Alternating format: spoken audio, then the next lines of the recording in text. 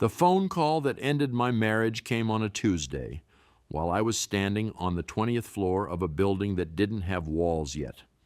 I want you to picture that, steel skeleton, open sky on all four sides, the city of Pittsburgh spread out below, like a circuit board somebody left running, wind pushing past you hard enough that you feel it in your molars.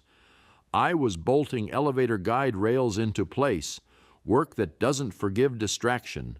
You're off by a millimeter up here, and 6 months from now an elevator car shimmies in its shaft and somebody gets nervous riding to their office. I don't do nervous, I do precise. My crew was on lunch. Russ Keating, my foreman, 52 years old, built like a mailbox, was sitting on a stack of drywall eating a ham sandwich his wife packed him, same as she had every day for 26 years. A couple of the younger guys were tossing pebbles at a hard hat they'd set up as a target. Normal Tuesday, normal everything. Then my phone went off. Unknown number. I almost let it ring out, but something, I still don't know what, made me pick up. Is this Joel Beckett? A woman's voice. Steady, but the kind of steady that comes from rehearsing. Who's this? My name is Natalie Marsh. I'm married to Tyler Marsh, and I'm calling because your wife, Kendra, has been sleeping with my husband. I laughed, not because it was funny, because the words didn't make sense yet, like someone handing you a piece of a jigsaw puzzle from the wrong box. Lady, you've got the wrong number. I don't. Your kids are Caleb, Lucy, and Owen. Your dog's name is Biscuit. Your wife told my husband she's free on Thursdays because that's your overtime day.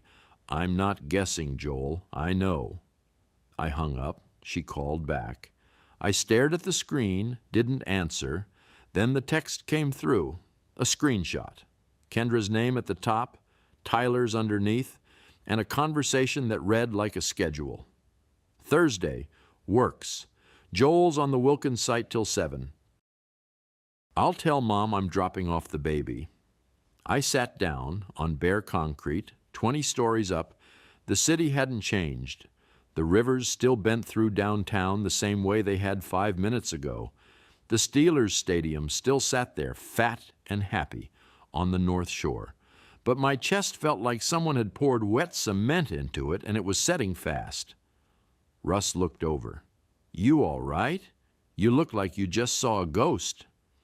Something like that, I said. I need to leave early. He didn't ask. Russ has been pouring concrete and hanging steel since before I was born. He knows when a man needs space and when a man needs a push, and right then he could tell which one it was. I didn't go home. I want to be clear about that. I drove. No destination. Crossed the Fort Pitt Bridge, looped through the South Hills, pulled into a gas station parking lot, and sat there with the engine running. Then I called the number back. Natalie answered on the first ring. I'm sorry for how that landed, she said. I spent 3 days trying to figure out how to tell you, and there's no good way. How long? 5 months. That I can prove. 5 months. Owen was 8 months old. Kendra was home with a baby, and I was working 6 days a week pulling doubles so we could keep the house, and for 5 months, I need to see what you have, I said. Can you come to me? I'm in Oakdale. I'd rather not do this over the phone. 25 minutes later, I was sitting at a stranger's kitchen table in a house that smelled like lemon cleaner and kids' shampoo. Natalie Marsh was a small woman, dark hair pulled back, circles under her eyes. She had a manila folder. I could tell she'd organized it the way you'd organize a project at work. Tabs, dates, everything in order. She was a dental hygienist, I'd later learn. People who clean teeth for a living tend to be thorough. She opened the folder and walked me through it, text messages she'd pulled from Tyler's phone while he slept. His credit card statements, motel charges on the same nights Kendra told me she was at her mother's place or hanging out with her friend Paige, and the timeline, a neat, handwritten timeline on a yellow legal pad, like something a detective would pin to a corkboard. I read through it. Slow. The way you'd read something written in a language you're only half fluent in because your brain keeps rejecting what the words actually mean. Then I hit one line, a text from Kendra to Tyler. Joel won't notice. He never notices anything. I stopped. Joel, Natalie said. I didn't answer for a while. I was doing something inside my head that I can only describe as the feeling you get when you're tightening a bolt and you feel the thread strip. That moment where something that was holding just stops. It's not the cheating, I said finally. I mean, it is, but it's that line. He never notices anything. She thinks I'm stupid. They all think I'm stupid. Natalie shook her head. They don't think you're stupid. They think you're safe. And honestly, Joel, that's worse. She was right. Being called dumb, I could deal with that. Being treated as furniture, the reliable thing in the corner that holds weight and never complains, that's a different kind of insult. Who else knew? I asked.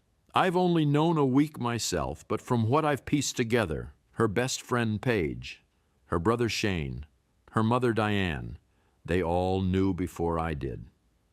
I let that settle. The affair was Kendra's crime. But the silence was a conspiracy. Every one of those people made a choice every single day to look me in the face and say nothing. What are you going to do? I asked her. I already filed, she said, just like that, clean as a cut. I nodded, thanked her, and left. She walked me to the porch and stood there as I pulled away.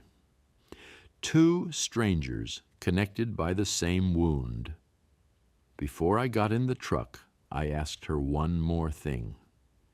You said 5 months that you can prove.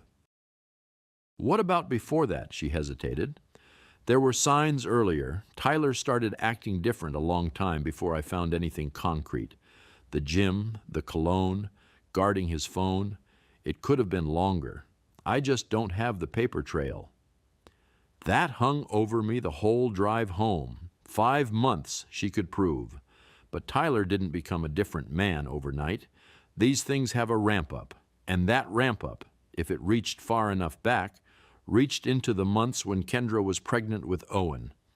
I did the math. Owen was 8 months old, conceived roughly 17 months ago. If the affair started even a few months before Natalie's 5-month evidence window, 18 months, say, or 19, then the timing would overlap with when Kendra and I made that baby, or when I thought we did. I got home at 9:40 that night. Kendra was on the couch, the baby asleep on her chest, some home renovation show playing on low. She looked up and smiled. Where were you? I tried calling. Stayed late on the site over time. First lie I ever told my wife. 15 years together, 11 married, and that was the first time I looked her in the eyes and said something that wasn't true. It came out easy, too easy. And immediately after, my stomach turned like I'd swallowed something rotten. I understood in that second the difference between me and her. The lie tasted like poison to me. She'd been drinking it like water for months, or longer. I didn't know how much longer yet, but the not knowing was already eating at me. I went through the motions, kissed Caleb goodnight. He was 7, reading a comic book with a flashlight under his covers, convinced I couldn't see the glow. Kissed Lucy, 5, already asleep, her stuffed rabbit death-gripped in one arm. Then I stood in Owen's nursery doorway and looked at him in the crib. 8 months old, round face, sleeping with his fists up by his ears, the way babies do. I looked at him and thought, do I see myself in that face, or do I see it because I want to? People always said Owen looked like Kendra. Nobody ever said he looked like me. I'd never thought twice about that before. Now it was all I could think about. I couldn't sleep. Went to the garage, sat in my truck in the dark, and called my brother Garrett.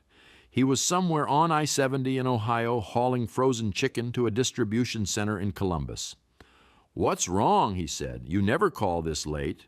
I told him everything, every word. And when I was done, there was a silence that stretched long enough for him to pass 2 exits. "Who else knew?" he said. Same question I'd asked Natalie. Blood is blood. Her whole family, her best friend, everybody but me.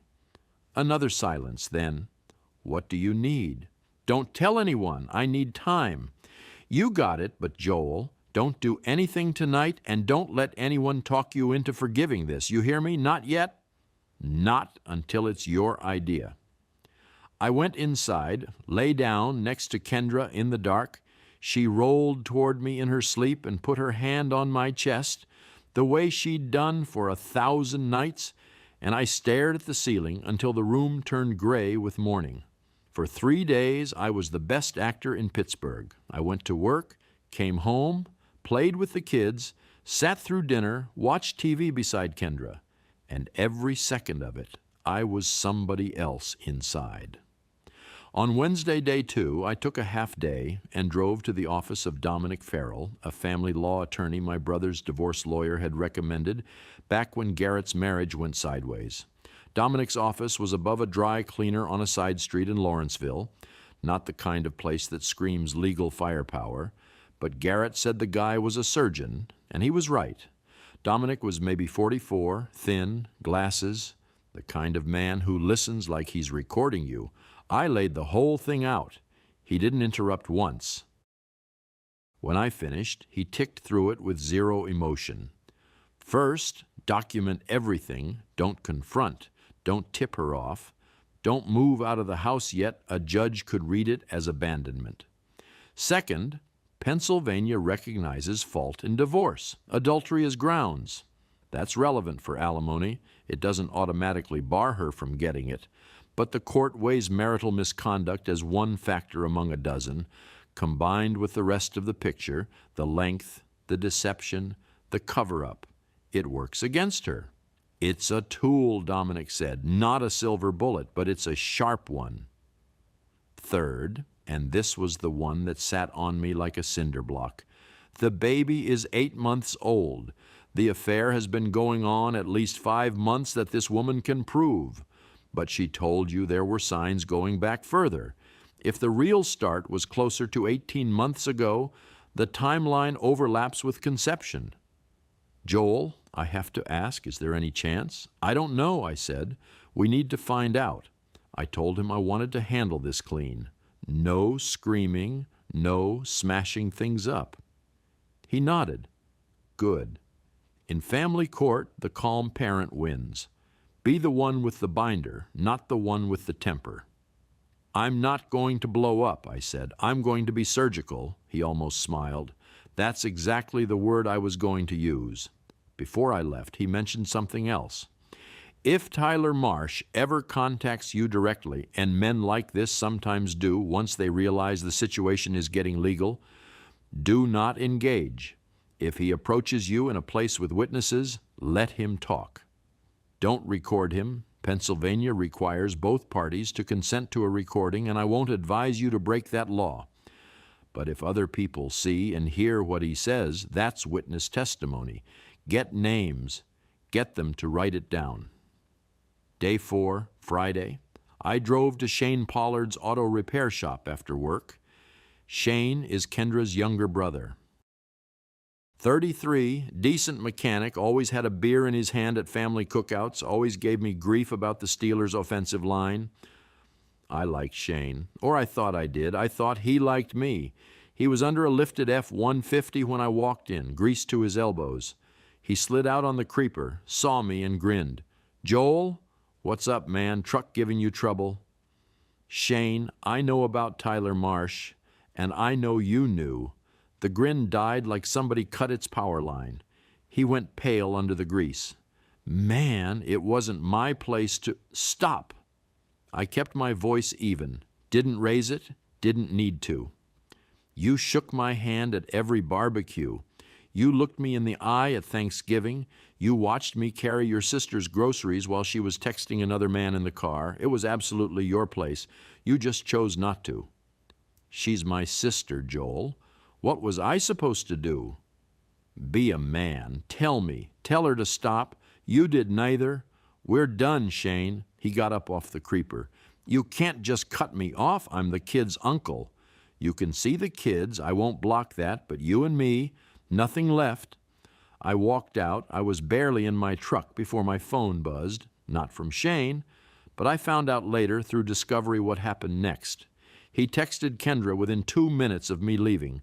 Joel knows about everything. He just came to the shop. Call me now. Kendra was at the park with the kids. She saw the text, but she was standing at the bottom of a slide with Owen on her hip and Lucy yelling, "Watch me, Mommy!" And in that moment, she did what people do when a bomb lands at their feet. She froze, stared at the screen, put the phone back in her pocket, finished the park trip, drove home, got the kids fed, bathed, put to bed, and then at 9 p.m. finally texted Shane back, "What do you mean he knows? How?" Shane tried calling her twice. She didn't answer. They went back and forth by text for an hour, Shane increasingly frantic, Kendra asking questions he couldn't answer. What exactly did he say?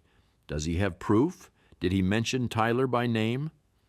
Shane's answers were yes, yes, and yes, but he couldn't tell her how much Joel had or where it came from.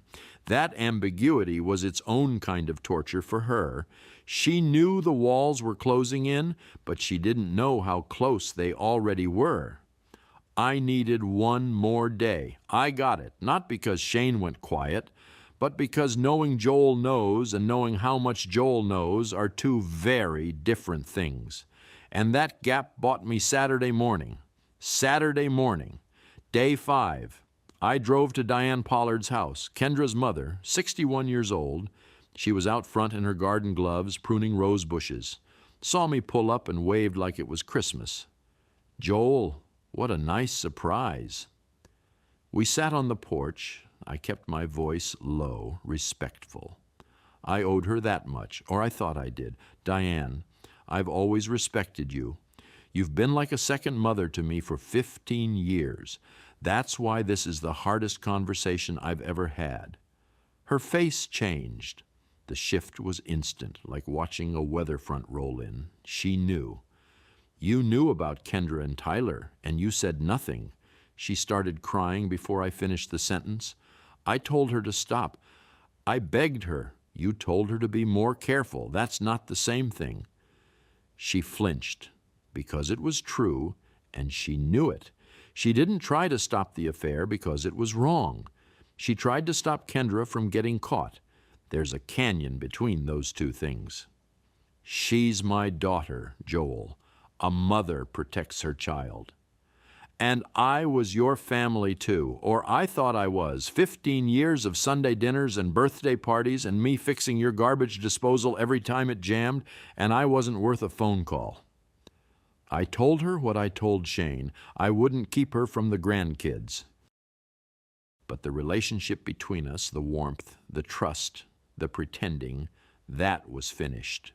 "Joel, please, don't punish me for—" "I'm not punishing you, Diane. I'm just done pretending." I drove away, and Diane went inside and did exactly what I expected. She called Kendra in hysterics. Full breakdown, full confession, every detail pouring out. And that's when the fog of Shane's vague texts burned off. Shane had told Kendra that Joel knows. Diane told her what Joel knows, how much, where he got it, and that there was no crack left to slip through, the difference between a warning shot and the building actually falling down. That same evening, I called Paige Whitfield, Kendra's best friend, 34, always put together, always smiling. She'd known for at least 2 months. I kept it short. "Paige, one thing. You knew about Tyler. You smiled at me at Kendra's birthday party while I carried in the cake I baked myself. I'm going to remember that smile for a very long time." She started to say something. I hung up. Sunday morning, day 6. Kendra had been calling me since Saturday night. 12 calls. I hadn't answered a single one. I was in the garage, packing my tools into cases, organizing them the way I organize everything, by size, by function, each one in its place. She came in through the side door, Owen on her hip, hair a mess, eyes swollen. "Joel, please, we need to talk." About what? About Tyler Marsh? About the motels? About Joel never notices anything? That specific line, the quote, hit her like a slap, because it told her exactly how much I knew and exactly where I'd gotten it. She tried the first thing every caught person tries. It didn't mean anything.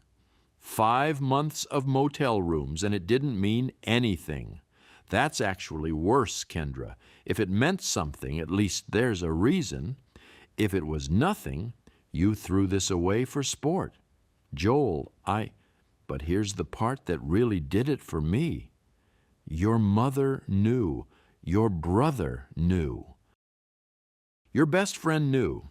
Everybody sat at my table, ate food I cooked, clinked glasses with me at New Year's, and not one of them said a word. You didn't just cheat on me. You made me a joke in my own house. I was the last person in my own life to find out the truth about my own life. She was crying, hard. Owen started fussing on her hip. I wanted to take him to calm him down, because that's what I do. I fixed things, but I stayed where I was. A stranger, I said. A woman I'd never met in my life respected me more than my own wife and her entire family. Natalie Marsh called me because she thought I deserved to know. That's more than anyone in this house gave me. She begged therapy, counseling. She'd end it, though it was already over because Tyler was dealing with his own collapse. She said all the words people say when the floor gives out. I listened, not because I was considering it, but because I owed 15 years the courtesy of hearing her out. Then I said, I already talked to an attorney. I'm filing Monday. You can stay in the house until it sells. The kids need the routine, but this marriage is done. Her last card, what about Owen? He's your son, Joel. I paused because the next words were going to change everything, and I knew it. I hope he is, but I need to know for certain, not just hope. I'm requesting a DNA test. How can you even say that to me? How can I say it? Kendra, Natalie told me the signs go back a lot further than 5 months. If there's any chance this thing started before Owen was conceived, and I don't know that it didn't, because I clearly don't know a lot of things, I need the truth. All of it. For once. Here's what I expected. Fury. If she was sure, really, absolutely sure, Owen was mine, I expected her to scream at me, call me cruel, slam the door, because that's what certainty looks like when you're accused of something you didn't do. Instead, she went still. Not angry, still. Scared, still. And I watched that stillness and thought, she doesn't know either. Now, I want to be honest about something, because I've had time to think about this since, and I told you I'd tell this story straight. I read her reaction that day as a confession.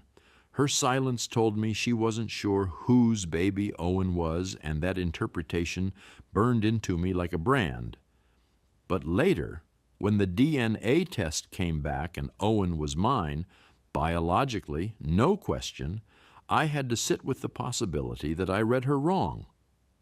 Maybe she was certain he was mine. Maybe her silence wasn't guilt about paternity at all. Maybe it was the look of a woman watching the last person in her life look at her like a stranger, and the weight of that knocked the air out of her. Shock can look a lot like guilt when you're already expecting guilt.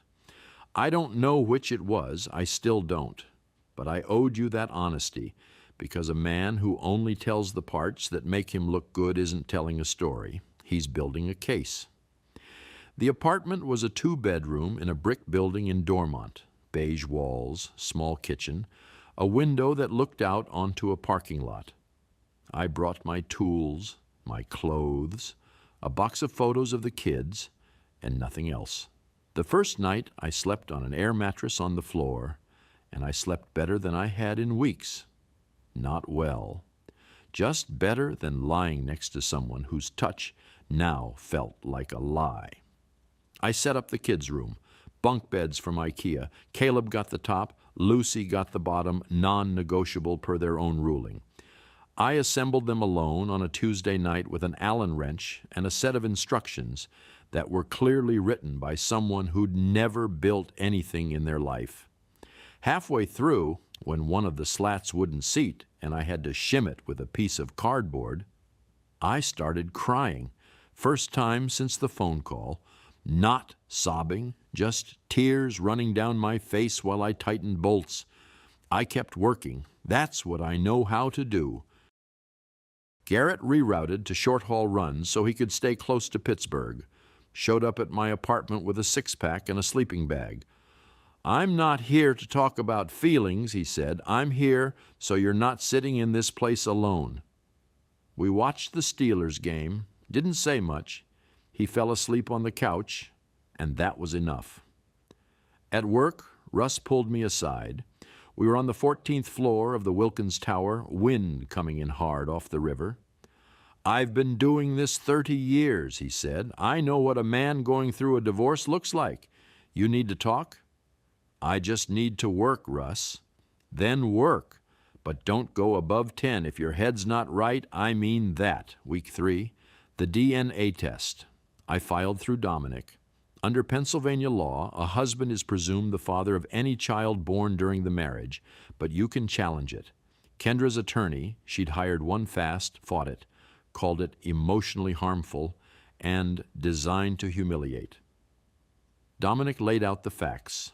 A confirmed affair of at least 5 months, credible indicators it went back significantly further, and a conception window that fell inside the range of uncertainty.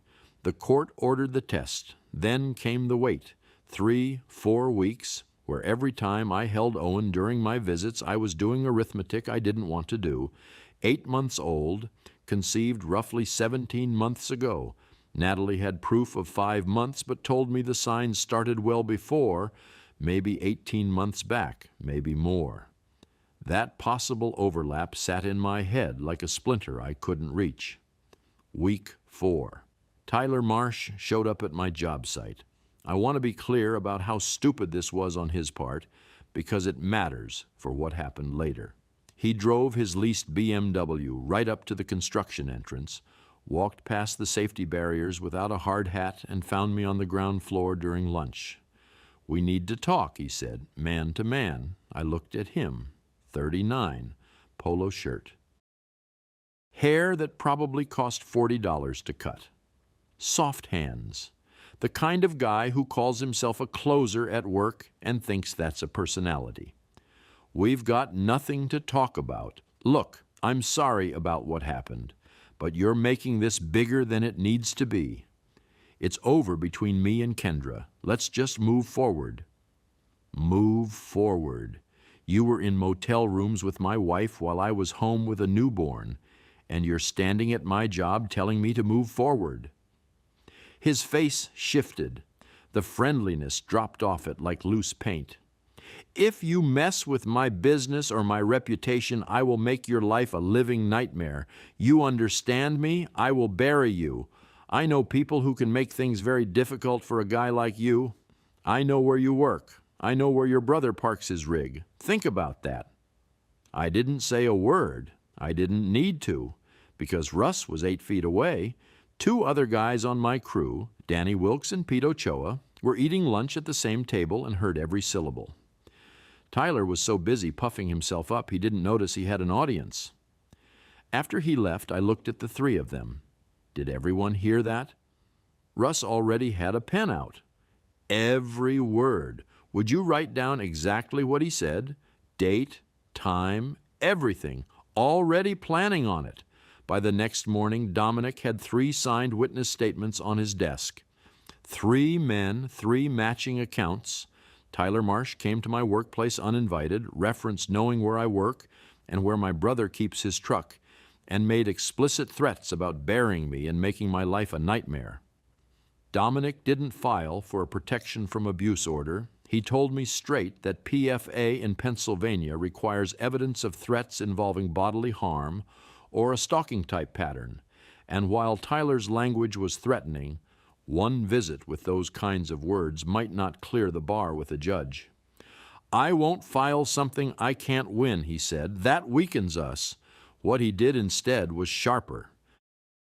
He sent Tyler's attorney a formal cease and desist with the 3 witness affidavits attached.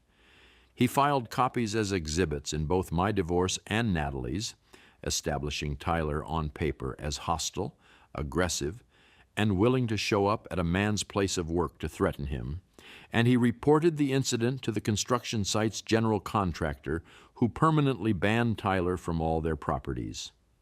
"We don't need a protection order," Dominic said. "We need a paper trail that a judge will look at and think, this is the kind of man we're dealing with." And now we have that.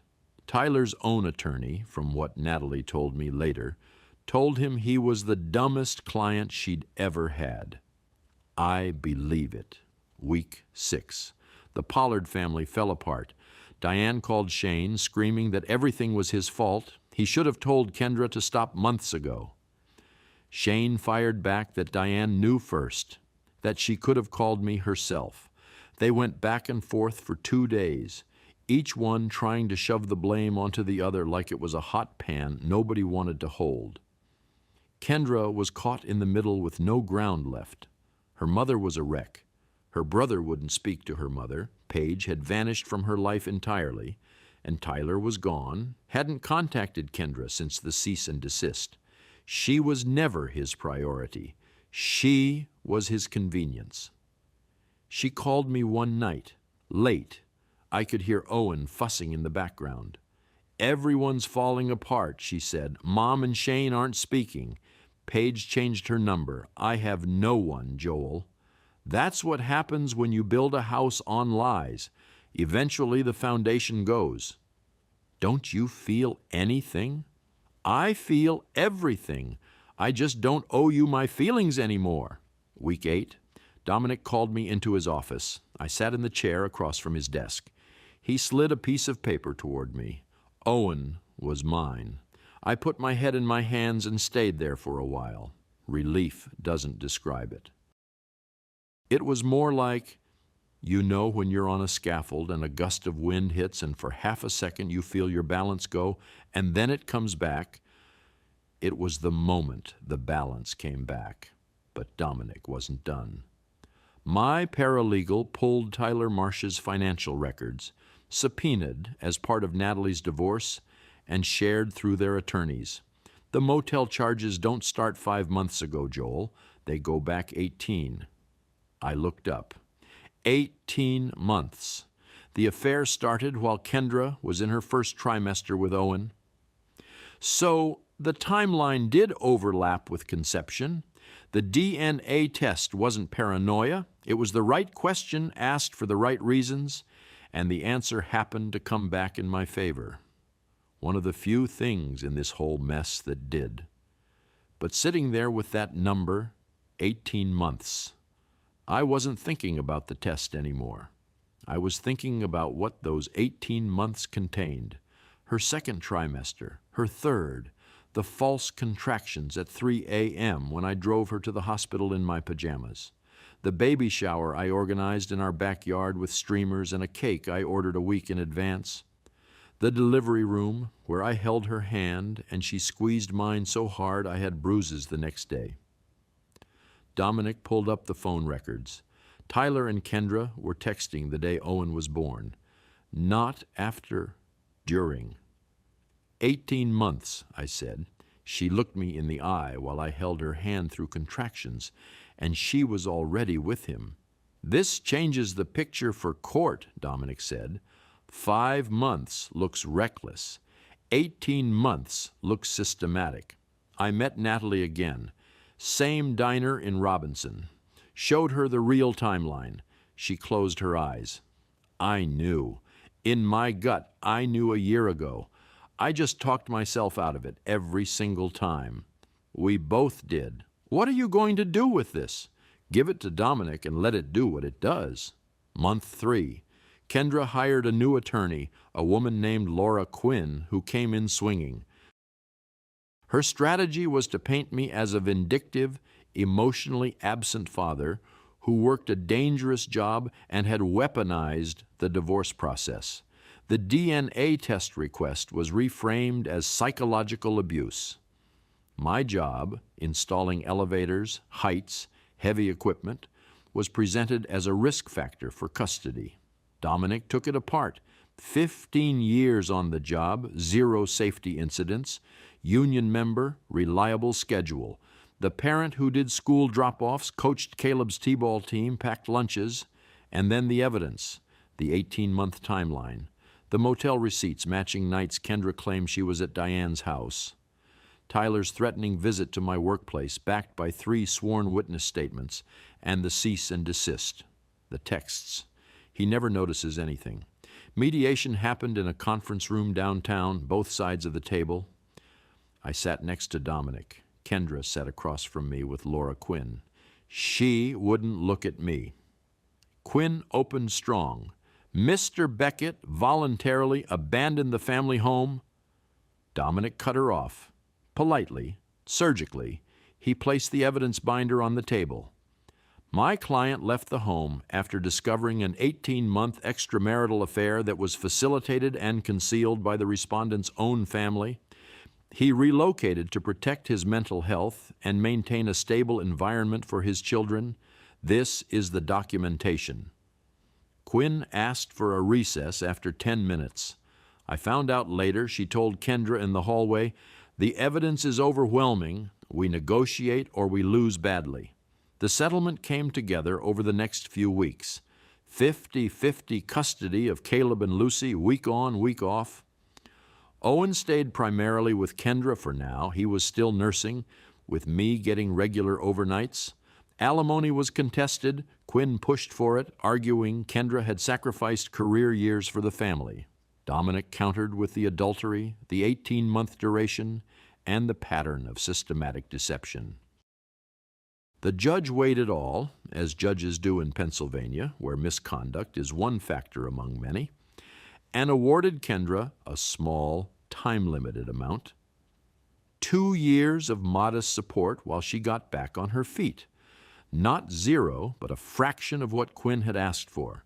Dominic told me afterward he'd expected something close to that. Judges in this county don't ignore 18 months of motel receipts, he said, but they also don't leave a mother of 3 without a bridge. That's the reality. I could live with it. The house would be sold, equity split.